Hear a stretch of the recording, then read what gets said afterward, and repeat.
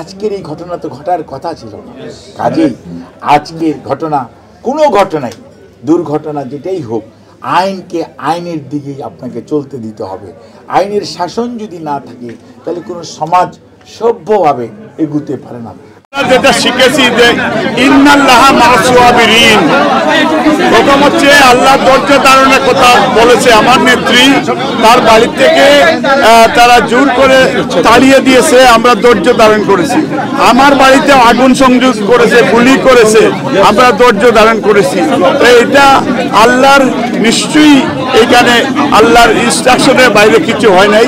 কথা এসছে দেশে এখন অনেক কিছু হচ্ছে, কিন্তু আমি যদি আপনাদেরকে প্রশ্ন করি, ইয়েস দেশে অনেক কিছু হচ্ছে, কিন্তু ইলিয়াস আলী কোথায় আছে? এই উত্তরটা দিয়ে যান ভাই। What will be the answer?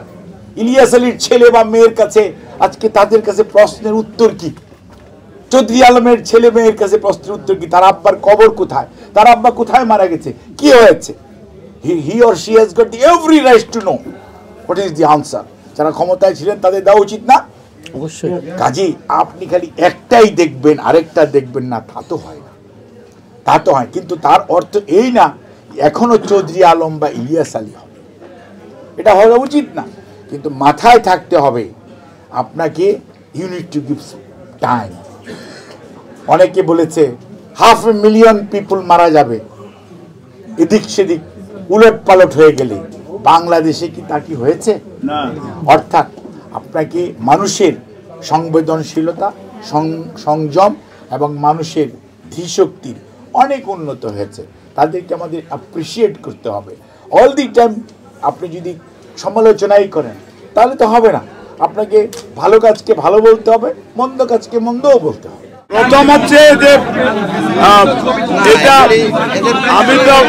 আমরা যেটা শিখেছি যে ইন্নাল্লাহা মা'আস সাবিরিন, প্রথম হচ্ছে আল্লাহ ধৈর্য ধারণের কথা বলেছে। আমার নেত্রী তার বাড়ি থেকে তারা জোর করে তাড়িয়ে দিয়েছে, আমরা ধৈর্য ধারণ করেছি।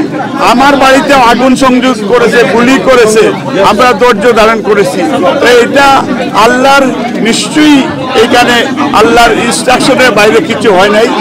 আর আজকে যেবার যারা জ্বালিয়েছে নিশ্চয়ই যেটা ইলিয়াস আলী চৌধুরী আলম বা এই ধরনের গুম ফ্যামিলি যারা আজকে 3,000 কোমলমতি ছাত্রছাত্রীরা জীবন দিয়েছে, নিশ্চয়ই তারা এটা একটা অ্যাঙ্গার থেকে তারা করতে পারে, এটার আমি বিরোধিতা করি না।